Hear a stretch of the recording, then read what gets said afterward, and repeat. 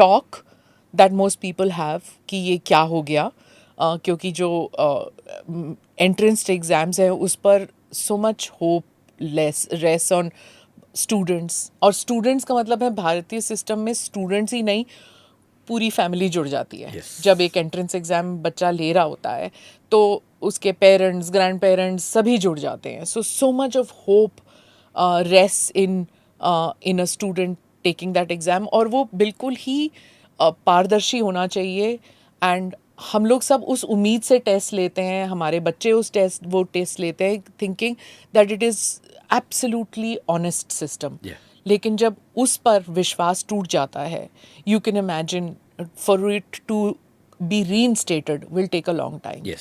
So as an educator आप क्या समझते हैं इसके बारे में? मुझे लगता है कि थोड़ा सा सिस्टम की लापरवाही का मामला ज़्यादा है, जी। क्योंकि जो देश 97 करोड़ वोटर्स का इलेक्शन करवा सकता है शांति से, वो 23 लाख एग्जामिनर्स का एग्ज़ाम ना करवा पाए, ये तो मानने वाली बात नहीं है। So political will has to be there, और अगर वो हो तो मुझे लगता नहीं कि चीज़ें बहुत मुश्किल हैं। एनटीए जो बनाया गया 2017 में, I think that was a right step, लेकिन क्योंकि अलग अलग एजेंसीज एग्ज़ाम कंडक्ट करें तो दिक्कतें ज़्यादा हैं। If we have a specialised agency which can look after everything, then it becomes more easy. लेकिन एनटीए को या तो उतना सपोर्ट मिला नहीं है, या एनटीए के अंदर करप्शन होता है। मैं जानता नहीं एनटीए के अंदर क्या सिचुएशन है, बट मेरा ख्याल है कि एनटीए का स्ट्रक्चर अगर ऐसा हो जिसमें कुछ सिविल सर्वेंट्स डेप्यूटेशन पे हों, जिनमें से कुछ पुलिस के लोग भी हों, कुछ आईबी के लोग भी हों, बेशक एक या दो ही हों, और वो भारत में होने वाले किसी भी एग्ज़ाम को, जो एनटीए को दिए गए हैं अभी काफ़ी सारे एग्ज़ाम्स हैं, उन सब एग्ज़ाम्स की तैयारी उसी सीरियसनेस से करें जैसे इलेक्शंस की होती हैं, तो विश्वास टूटेगा नहीं किसी का। और ये बात सही है कि इतनी सारी फैमिलीज़ का भविष्य और विश्वास दांव पे है, तो हमें केयरफुल होना चाहिए। I think this is more about carelessness on the part of the government और the NTA, and less about infrastructural hurdles. अगर suppose you were heading NTA, तो आप क्या करेक्शंस कहते हैं? जैसे 5 पॉइंट्स दे दीजिए that I would do this this this whatever, अगर 5 या 3 या जो भी आप समझे। देखिए, अभी जो एग्ज़ाम हुआ एनटीए का, उसमें 3 इश्यूज सामने आए हैं, कम से कम 3 इश्यूज। एक झज्जर हरियाणा में आया, जहां ये दिखता है कि एग्जामिनेशन सेंटर के लोगों ने दोनों पेपर सेट्स को बैंक से निकलवा के टाइम की प्रॉब्लम क्रिएट की, टाइम लेट हुआ, ग्रेस मार्क्स मिले। So this is one thing. दूसरा गोधरा में दिखा, जहां बच्चों ने पेपर लीक नहीं हुआ, पेपर बच्चों को सही मिला। उनको बताया गया कि आप कैमरे के सामने एक्टिंग करते रहो, क्या पेपर दे रहे हो, क्योंकि सीसीटीवी भी इस बार इंस्टॉल हुए थे। बच्चों से पेपर लेने के बाद पेपर सारे चेंज किए गए, जिसमें स्कूल की मैनेजमेंट पूरी तरह से शामिल थे। तीसरा केस बिहार में दिखता है, नालंदा में, प्राइमरीली झारखंड में भी, जहां पेपर लीक हुआ और एक प्रोफेसर शायद वहां पर इन्वॉल्व है। अगर इन सारे इश्यूज़ को टैकल करना है, एक तरीका तो ये कि हम कंप्यूटर बेस्ड टेस्ट पे जाएं, लेकिन उसकी अपनी दिक्कतें हैं, क्योंकि नेट कनेक्टेड होने से हैक करना आसान हो जाता है। तो मैं फ़िलहाल पेपर पेन एग्ज़ाम के फेवर में हूँ, जब तक हम इंटरनेट पर वैसा मैनेज ना कर लें, क्योंकि एक रशियन एंटिटी भी शामिल हुई जिसने हैक किया बहुत सारी चीज़ों को, ये भी सुनने में आ रहा है। तो हैकिंग बड़ा रिस्क है फ़िलहाल। तो हम पेपर पेन पे अगर बात करें, अगर मैं होता एनटीए में, और अगर सरकार मुझे पूरी अथॉरिटी देती, पावर्स देती, क्योंकि ये भी है ना कि एनटीए का चीफ कर सकता भी है या नहीं, मुझे नहीं पता अभी फ़िलहाल। अभी हर क्वेश्चन पेपर के 2 सेट्स होते हैं। 2 सेट का मतलब है कि एक पेपर है वो, नहीं तो फिर बैकअप में पेपर होता है। मैं शायद बैकअप में 1 से ज़्यादा पेपर रखता, 3-4 सेट हम कम से कम कर सकते हैं।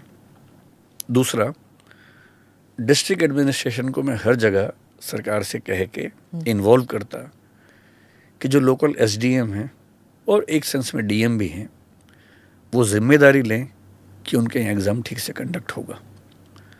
प्राइवेट स्कूल्स, प्राइवेट कॉलेजेस को एग्जामिनेशन सेंटर में कभी ना बनने देता, क्योंकि मोस्ट ऑफ द इश्यूज़ वहीं से आए हैं। जी, ये बहुत इंटरेस्टिंग है। और यूपी की सरकार ने अभी, योगी जी की सरकार ने एक स्टेप लिया भी है, 4 स्टेप्स लिए।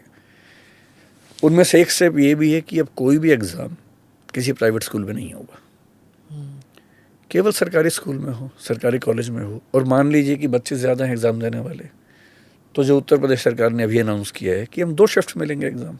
इतने सेंटर्स हैं, 2 शिफ्ट में करने से उन्होंने कहा कि जहाँ 4 लाख तक बच्चे हैं तो 1 शिफ्ट में होगा, 4 लाख से ज़्यादा हैं तो 2 शिफ्ट में होगा, 3 में भी हो सकता है। तो उससे करप्शन कैसे रुक जाएगा? अगर केवल सरकारी स्कूल्स में है, सरकार के कंट्रोल में है, तो कम से कम देखिए लेवल्स क्या हैं। पहला, पेपर बनाने वाला ही क्वेश्चंस लीक कर दे। हाँ।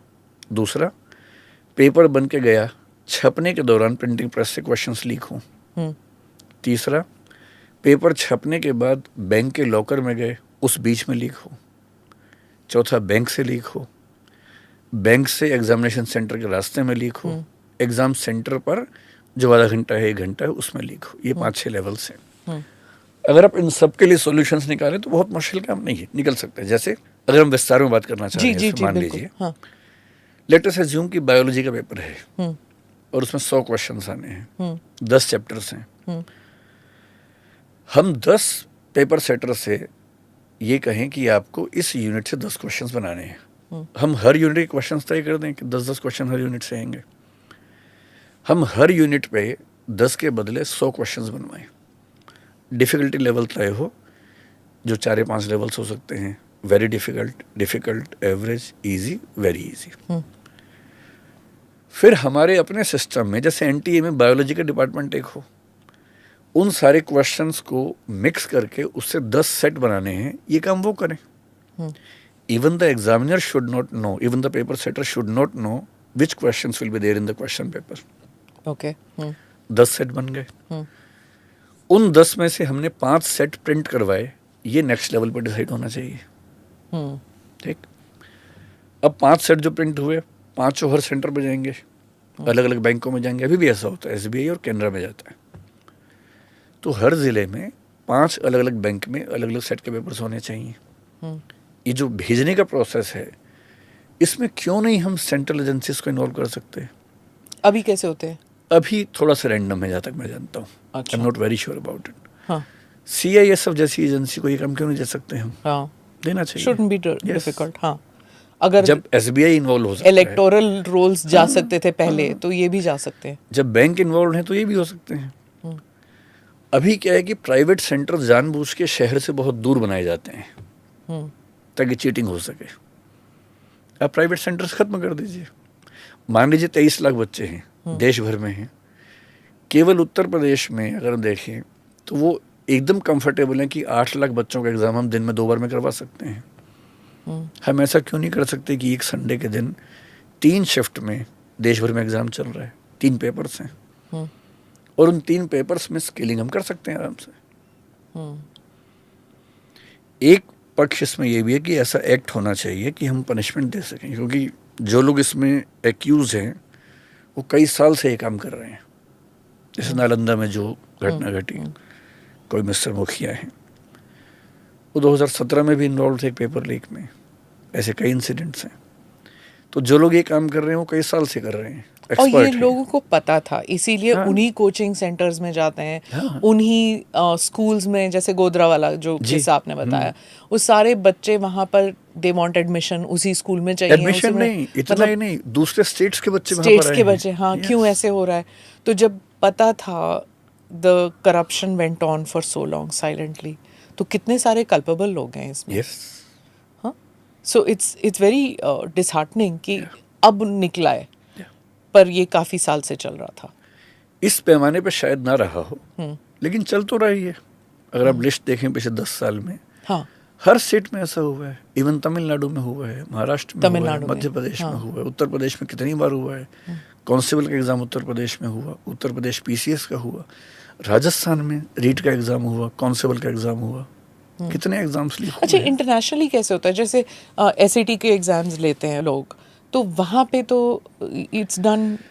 जहाँ तक मैं जानता हूँ SAT का एग्ज़ाम ऑनलाइन होता है, और उनके सिस्टम्स हमसे बहुत स्ट्रांग है, but I am not sure about it, क्योंकि मैंने स्टडी किया नहीं उस चीज़ और ये जो यूपीएससी के एग्जाम्स होते हैं, यूपीएससी अभी तक काफ़ी अच्छा इंस्टीट्यूशन है इस मामले में। हाँ, उसका एक रीज़न ये है कि पूरे देश भर में एग्जामिनीज काफ़ी कम होते हैं इसमें। जैसे यूपीएससी का फॉर्म भरने वाले लोग 12 लाख के आसपास होते हैं हर साल, आईएएस की बात अगर मैं करूँ, पर एग्ज़ाम देने वाले 5 लाख के आसपास होते हैं। सो हैंडलिंग 12 लाख कैंडिडेट्स और 5 lakh candidates in the country is not that tough. एक ही शिफ्ट में हो जाता है, unlike NEET and the others. इन सब में ज़्यादा शिफ्ट होती हैं। और जो स्टेट लेवल होते हैं, तो यू जैसे जस्ट कांस्टेबल का एग्ज़ाम है, उसमें करीब 50 लाख लोग फॉर्म भर देते हैं। हाँ। एक स्टेट में, यूपी में कैसे करेंगे? तो कई दिन एग्ज़ाम चलेगा। या तो पूरा सिस्टम ओवरऑल करने की ज़रूरत है एट वन गो। मेरे ख्याल से जैसे एक देश एक चुनाव, एक देश एक एक्स, एक देश एक वाई हो रहा है, तो ऐसे एक देश एक एजेंसी भी तो हो जो सारे सेंट्रल एग्जाम्स कंडक्ट करे। मेरा अपना ख्याल है कि एनटीए हो या यूपीएससी हो, एक ऐसी बॉडी हो जो एपेक्स बॉडी हो एग्जाम्स के मामले में, उसके अंडर बाकी सब बॉडीज हों। हाँ। इन सब का इंटेलिजेंस सिस्टम, पुलिस सिस्टम वो सेंट्रलाइज हो तो चीज़ें बेहतर होंगी। आप कह रहे हैं सेंट्रलाइज होना चाहिए, बट स्टेट्स इसको रेजिस्ट भी करेंगी। तो स्टेट के अपने एग्जाम से मत कीजिए, उनकी चॉइस हो। If they want we will do that. पर अगर एग्जाम सेंट्रल है जैसे नीट है, हाँ, तो होगा, हर राज्य में होगा। तो इसमें तमिलनाडु की क्या ऑब्जेक्शन है? पहले क्या था, तमिलनाडु में बहुत लंबी हिस्ट्री है। हाँ। जब एमजी रामचंद्रन थे उसी समय से ये डिबेट चल रही थी कि हम एग्जाम्स कैसे लें। हाँ। तो वहाँ के एग्जाम्स में एक एग्ज़ाम वहाँ का लोकल एग्ज़ाम था जो कई साल चला। जयललिता जी ने उसको कैंसिल किया, बहुत डिस्प्यूट्स हुई। नीट आने के बाद से हुआ ये कि अब सेंट्रलाइज एग्ज़ाम होने से कुछ स्टेट्स को लगता है कि उनके अपने बच्चों का सिलेक्शन रेशो कम हो गया है। तो जो इनिशियल हिच थी तमिलनाडु को या और राज्य को, वो यही थी। केरल की तरफ से भी ऑब्जेक्शन रही थी इस मामले में, may be because the number of admissions they used to have has reduced, maybe that can be a reason। हाँ। क्योंकि नीट का एग्जाम कई भाषाओं में होता है, तमिल में भी होता है, मलयालम में भी होता है, तो भाषा की दिक्कत तो नहीं होनी चाहिए। पर एक स्टेट का अपना एग्ज़ाम हो, स्टेट के लोग एग्ज़ाम दें, उसमें थोड़ी आसानी होती है। लेकिन मेरे ख्याल से बेसिक प्रॉब्लम यही थी कि जो अपना कंट्रोल है, मैनेजमेंट है, वो हाथ से निकल जाता है। और फेडरल सिस्टम में बहुत स्वाभाविक सी बात है कि राज्यों को लगता है कि सेंटर की पावर्स कम होनी चाहिए। और ये अब राजनीतिक बैटल बन गया है। राजनीतिक भी है। हाँ। लेकिन कोई राज्य नहीं बचा हुआ है, हर राज्य के एग्जाम पेपर लीक हुए हैं, कोई भी नहीं बचा हुआ है। हाँ। इसलिए इसको मैं भूल के भी बीजेपी वर्सेस कांग्रेस मानने को तैयार नहीं हूँ। राजस्थान में तो कांग्रेस की सरकार रही इतने साल तक, कितने पेपर लीक हुए वहाँ पर। हाँ। झारखंड में कांग्रेस, मतलब जो नॉन बीजेपी सरकार थी, वहाँ पेपर लीक हुए।